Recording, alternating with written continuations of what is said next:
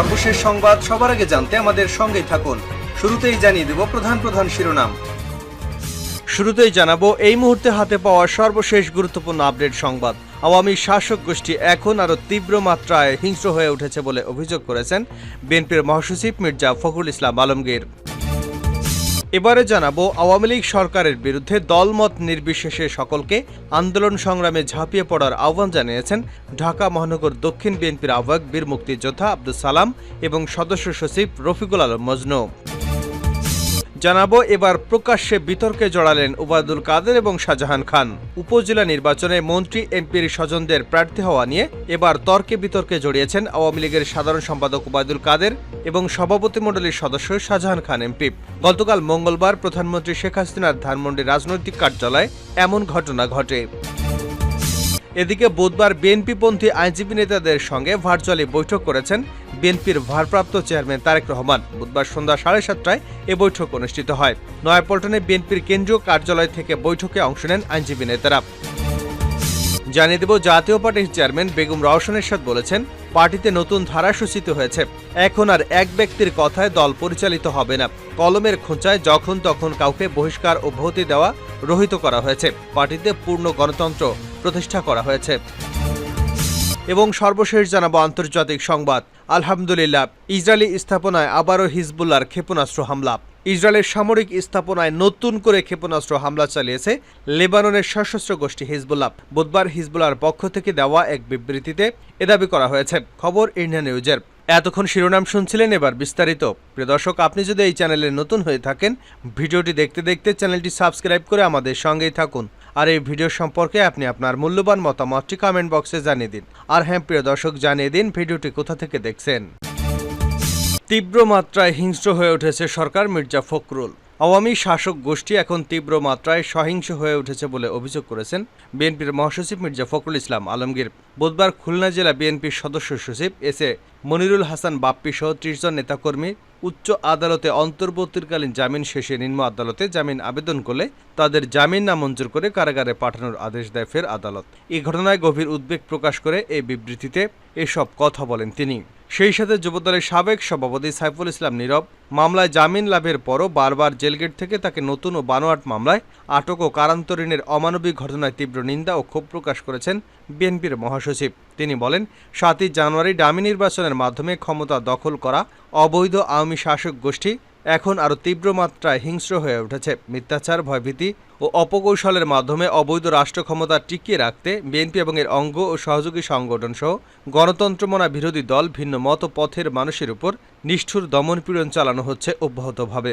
মিথ্যা ও বানোয়াট মামলায় আজ্ঞাবহ আদালতকে দিয়ে ফরমায়েশি সাজা প্রদান সহ জামিন নামঞ্জুর করে বিরোধীদের কারাগারে পাঠানোর মাধ্যমে দখলদার আওয়ামী সরকার দেশে নব্য বাকশালী শাসন কায়েম করেছে। তিনি বলেন, জামিন নামঞ্জুর করে জেল হাজতে প্রেরণ বর্তমান দখলদার আওয়ামী সরকারের নিরবিচ্ছিন্ন নিষ্ঠুর অপকর্মেরই অংশ। অবৈধ আওয়ামী সরকারের এ ধরনের অপকর্ম ও জুলুমের বিরুদ্ধে দেশবাসীকে রুখে দাঁড়াতে হবে। জনগণের সম্মিলিত শক্তির কাছে ডামি সরকারকে পরাজয় বরণ করতেই হবে। সারা দেশে প্রতিনিয়ত আদালতের মাধ্যমে বিরোধী দলের নেতাকর্মীদেরকে মিথ্যা মামলায় জামিন নামঞ্জুরের মাধ্যমে কারান্তরীণের ঘটনায় গভীর উদ্বেগ প্রকাশ করে উল্লেখিত নেতাকর্মীদের বিরুদ্ধে দায়েরকৃত মিথ্যা মামলা প্রত্যাহার সহ অবিলম্বে তাদের নিঃশর্ত মুক্তির জোর আহ্বান জানান মির্জা ফখরুল। সবাইকে আন্দোলন সংগ্রামে ঝাঁপিয়ে পড়ার আহ্বান মহানগর বিএনপির। আওয়ামী লীগ সরকারের বিরুদ্ধে দলমত নির্বিশেষে সকলকে আন্দোলন সংগ্রামে ঝাঁপিয়ে পড়ার আহ্বান জানিয়েছেন ঢাকা মহানগর দক্ষিণ বিএনপির আহ্বায়ক বীর মুক্তিযোদ্ধা আব্দুস সালাম এবং সদস্য সচিব রফিকুল আলম মজনু। বিকেলে ঢাকা মহানগর দক্ষিণ বিএনপির সদস্য সাইদুর রহমান মিন্টু স্বাক্ষরিত এক যৌথ বিবৃতিতে এই আহ্বান জানান তারা। কামরাঙ্গীরচর থানার নাশকতার মামলায় সাজাপ্রাপ্ত ঢাকা মহানগর দক্ষিণ 56 নং ওয়ার্ড বিএনপির আহ্বায়ক গোলাম রসুল শামীম, লালবাগ থানার মামলায় স্বেচ্ছাসেবক দলের ঢাকা মহানগর দক্ষিণের সাবেক সভাপতি শফিউদ্দিন আহমেদ সেন্টু এছাড়াও আরও কয়েকজন নেতা আদালতে আত্মসমর্পণ করে জামিন আবেদন করেন। আদালত তাদের জামিন নাকচ করে কারাগারে প্রেরণের আদেশ দেন। এ ঘটনায় গভীর উদ্বেগ প্রকাশ করে গণমাধ্যমে এই বিবৃতি দেয় মহানগর দক্ষিণ বিএনপির এই দুই শীর্ষ নেতা। নেত্রদ্বয় বলেন, ৭ই জানুয়ারি প্রহসনমূলক একতরফা দ্বাদশ জাতীয় সংসদ নির্বাচনের মাধ্যমে জোর করে ক্ষমতা কুক্ষিগত করে দখলদার আওয়ামী লীগ অশুভ উদ্দেশ্য নিয়ে বিএনপি এবং এর অঙ্গ ও সহযোগী সংগঠন সহ বিরোধী দলের নেতাকর্মীদের বিরুদ্ধে দায়েরকৃত মিথ্যা মামলায় আদালতকে দিয়ে ফরমাইশি সাজা প্রদান, জামিন নামঞ্জুর, কারান্তরীণ করার নির্মম খেলায় মেতে উঠেছে। আর সেটির ধারাবাহিকতায় উল্লেখিত নেতৃবৃন্দের জামিন নামঞ্জুর করে তাদেরকে কারাগারে পাঠানো হয়েছে। দখলদার আওয়ামী সরকারের এ ধরনের জুলুম প্রতিরোধে দলমত নির্বিশেষে সকলকে আন্দোলন সংগ্রামে ঝাঁপিয়ে পড়তে হবে। প্রকাশ্যে বিতর্কে ওবায়দুল কাদের ও শাহজাহান খান। উপজেলা নির্বাচনে মন্ত্রী এমপি স্বজনদের প্রার্থী হওয়া নিয়ে এবার তর্কে বিতর্কে জড়ালেন আওয়ামী লীগের সাধারণ সম্পাদক ওবায়দুল কাদের এবং সভাপতিমণ্ডলীর সদস্য শাহজাহান খান এমপি। গতকাল মঙ্গলবার প্রধানমন্ত্রী শেখ হাসিনার ধানমন্ডি রাজনৈতিক কার্যালয়ে এমন ঘটনা ঘটেছে। শাহজাহান খান দলের নির্দেশ উপেক্ষা করে ছেলে আসিফুর রহমান খানকে মাদারীপুর সদর উপজেলা পরিষদের চেয়ারম্যান পদে প্রার্থী করিয়েছেন।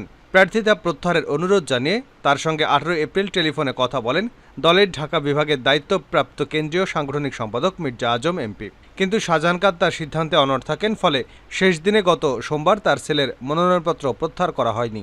এ অবস্থায় শাহজাহান খান গতকাল সন্ধ্যায় প্রধানমন্ত্রীর ধানমন্ডি রাজনৈতিক কার্যালয়ে এসে দলের সাধারণ সম্পাদকের সঙ্গে দেখা করতে তার কক্ষে যান। এ সময় তার উদ্দেশ্যে ওবায়দুল কাদের বলেন, আপনি তো কথা শুনলেন না, প্রধানমন্ত্রীর শেখ হাসিনার সিদ্ধান্তও মানলেন না। এ সময় সেতুমন্ত্রী ক্ষোভের পাশাপাশি অসন্তোষ প্রকাশ করেন। সেখানে উপস্থিত কেন্দ্রীয় নেতারা তিরস্কার করেন শাহজাহান খানকে। আওয়ামী লীগের কয়েকজন নীতি নির্ধারক নেতা সমকালকে জানিয়েছেন, শাহজাহান খান এক পর্যায়ে দলের সাধারণ সম্পাদককে উদ্দেশ্য করে বলেন, রাজনীতির ধারাবাহিকতায় ছেলে আসিফুর রহমান রাজনীতিতে এসেছে, এজন্যই সে প্রার্থী হয়েছে। জবাবে ওবায়দুল কাদের বলেন, উপজেলা নির্বাচনে মন্ত্রী এবং এমপিদের স্বজনদের নির্বাচন না করার নির্দেশনা দিয়েছেন প্রধানমন্ত্রী। প্রতি উত্তরে শাহজাহান খান বলেন, অনেকেরই নিকটাত্মীয় রাজনীতিতে আছেন। ওবায়দুল কাদের শাহজাহান খানকে বলেন, আপনি কখনোই কোনো কথা শোনেন না, এটা ঠিক না। এর জবাবে শাহজাহান খান বলেন, আপনার সিদ্ধান্ত দেরিতে জানিয়েছেন, আগে জানালে ভালো হতো। তখন ওবায়দুল কাদের বলেন, সিদ্ধান্তটি আমার নয়, আওয়ামী লীগ সভাপতি ও প্রধানমন্ত্রী শেখ হাসিনা এই সিদ্ধান্ত দিয়েছেন। তিনি কোন সিদ্ধান্ত কখন দেবেন সেটি কি আমাদের জিজ্ঞাসা করে দেবেন?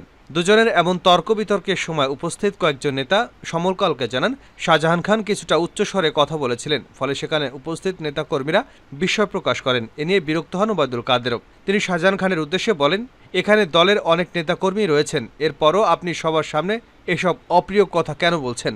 এ সময় নেতাদের মধ্যে উপস্থিত ছিলেন দুই সাংগঠনিক সম্পাদক অ্যাডভোকেট আফজাল হোসেন, শফিউল আলম চৌধুরী নাদেল, কার্যনির্বাহী সংসদের দুই সদস্য আনিসুর রহমান এবং শাহাবুদ্দিন ফরাজি, মশিউর রহমান হুমায়ুন, মাহফুজুল হায়দার, বলরাম পোদ্দার এবং শাহজাদা মহিউদ্দিন। আইনজীবী নেতাদের সঙ্গে তারেক রহমানের বৈঠক। বিএনপিপন্থী আইনজীবী নেতাদের সঙ্গে ভার্চুয়ালি বৈঠক করেছেন বিএনপির ভারপ্রাপ্ত চেয়ারম্যান তারেক রহমান। বুধবার সন্ধ্যা 7:30টায় বৈঠক অনুষ্ঠিত হয়। নয়াপল্টনের বিএনপির কেন্দ্রীয় কার্যালয় থেকে বৈঠকে অংশ নেন আইনজীবী নেতারা। সংশ্লিষ্ট সূত্রে এ তথ্য জানা গেছে। সূত্র মতে, জাতীয়তাবাদী আইনজীবী ফোরামের নেতাদের সঙ্গে দলের সাংগঠনিক বিষয়, সাম্প্রতিক ঘটে যাওয়া ঘটনার বিষয়ে আলোচনা করেন লন্ডনে অবস্থানরত বিএনপির ভারপ্রাপ্ত চেয়ারম্যান তারেক রহমান। বৈঠকে অংশ নেন বিএনপির ভাইস চেয়ারম্যান অ্যাডভোকেট নিতা রায় চৌধুরী, জয়নাল আবেদিন, আহমেদ আজম খান, জাতীয়তাবাদী আইনজীবী ফোরামের এজে মোহাম্মদ আলী, বিএনপির আইন বিষয়ক সম্পাদক ব্যারিস্টার কায়সার কামাল, জাতীয়তাবাদী আইনজীবী ফোরামের সাংগঠনিক সম্পাদক গাজী কামরুল ইসলাম সজল প্রমুখ। সর্বশেষ জানাবো আন্তর্জাতিক সংবাদ। আবারও ইসরায়েলি স্থাপনায় হিজবুল্লাহর ক্ষেপণাস্ত্র হামলা। ইসরায়েলের সামরিক স্থাপনায় নতুন করে ক্ষেপণাস্ত্র হামলা চালিয়েছে লেবাননের সশস্ত্র গোষ্ঠী হিজবুল্লাহ।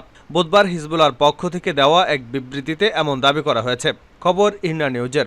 হিজবুল্লাহর বিবৃতিতে বলা হয়েছে, ফিলিস্তিনের উত্তরাঞ্চলে ইসরায়েলের দখল করা ভূখণ্ডে ইসরায়েলি স্থাপনা নিশানা করে বুধবার ক্ষেপণাস্ত্র হামলা চালিয়েছে হিজবুল্লাহ যোদ্ধারা। হিজবুল্লাহর দাবি, সকালের দিকে কাতিউষা ক্ষেপণাস্ত্র দিয়ে উত্তর ফিলিস্তিনের সোমেরা নামের একটি এলাকায় ইসরায়েলের সামরিক স্থাপনা নিশানা করে এ হামলা চালানো হয়েছে। বিবৃতিতে বলা হয়েছে, ফিলিস্তিনের গাজায় ইসরায়েলি বাহিনীর নির্বিচার হামলার প্রতিবাদ এবং লেবাননের দক্ষিণাঞ্চলে ইসরায়েলের হামলার পাল্টা জবাব দিতে এই হামলা করে হিজবুল্লাহ। হিজবুল্লাহ পৃথক এক বিবৃতিতে জানিয়েছে, দখলকৃত ফিলিস্তিনের আল রাহিব নামের ইসরায়েলের একটি সামরিক ঘাঁটিতে বুধবার সকাল 10টার দিকে হামলা চালিয়েছে হিজবুল্লাহ যোদ্ধারা। এদিকে ইসরায়েলের সংবাদ মাধ্যমগুলো জানিয়েছে, উত্তর ইসরায়েলে গালালির আবিভিম এলাকায় ক্ষেপণাস্ত্র হামলা চালানো হয়েছে। ক্ষেপণাস্ত্রের আঘাতে সেখানকার একটি ভবনে আগুন ধরে যায়।